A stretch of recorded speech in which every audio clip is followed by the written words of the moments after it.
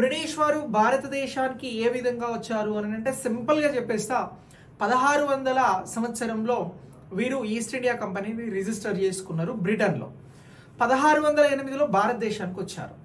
So వ్యాపారం కోసం వీరు సూరత్ ఓడరేవుకు రావడం జరిగింది. సో ఇలా వచ్చినటువంటి బ్రిటిషర్స్ ఆ తర్వాత వ్యాపారం చేస్తూనే వీరి ఆధిపత్యాన్ని కొనసాగించేందుకోసం అని చెప్పేసి కొన్ని యుద్ధాలు చేశారు.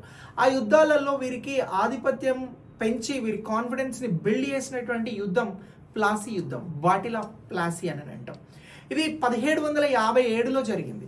ఈ యుద్ధం తర్వాత వెంటనే వీరు 1764లో బాక్సర్ యుద్ధం చేస్తారు.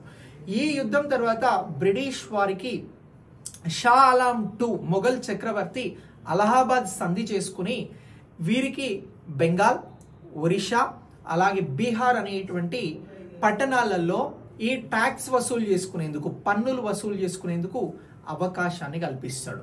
సో ఇలా బ్రిటిషర్స్ భారతదేశంలో పన్ను వసూలు చేసేటువంటి కాన్సెప్ట్ మొదలుపెట్టి ఇక్కడ బ్రిటిష్ వారు నేరుగా ఈ ప్రాంతాలను పరిపాలన చేసేందుకోసం ఈస్ట్ ఇండియా కంపెనీకి సంబంధించినటువంటి చట్టం ఒకటి వస్తుంది.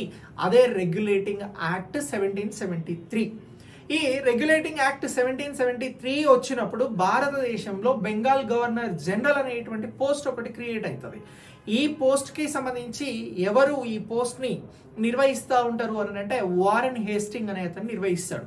ఈయన 1772 నుంచి ఈయన 1785 వరకు కూడా 1772 నుంచి 1785 వరకు కూడా భారతదేశంలో బెంగాల్ గవర్నర్ జనరల్ గా కొనసాగుతాడు.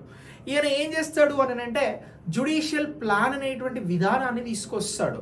సో భారతదేశంలో న్యాయ పాలనను అందించేందుకు సంబంధించి జ్యుడిషియల్ ప్లాన్, న్యాయ పరమైనటువంటి ప్రణాళికను డిజైన్ చేసుకుంటాడు. ఇలా డిజైన్ చేసుకొని ఈయన ఏం చేస్తాడు అని అంటే భారతీయులకి సంబంధించి హిందువులు ఉంటారు, ముస్లింలు ఉంటారు. ఈ హిందువులకి సంబంధించి మనుస్మృతి అనేది అత్యంత కీలకమైనటువంటిది. దీని ఆధారంగా హిందూ చట్టాలు ఉంటాయి. ఇక నెక్స్ట్ ముస్లింలకి సంబంధించినటువంటి చట్టాలను షరియాస్ అని అంటారు. వాటి ఆధారంగా ఏం చేస్తాడు అని అంటే ఈ అంశాలను అర్థం చేసుకొని ఆంగ్లంలోకి ఈ చట్టాలకి సంబంధించినటువంటి వాటిని అనువదిస్తాడు. సో ఇలా అనువదించి ఈయన న్యాయపరమైనటువంటి సాంప్రదాయ విధానాలు భారత్లో ఏవైతే ఉన్నాయో వాటినే కొనసాగించేందుకు సిద్ధంగా ఉంటాడు, వాటినే కొనసాగిస్తాడు.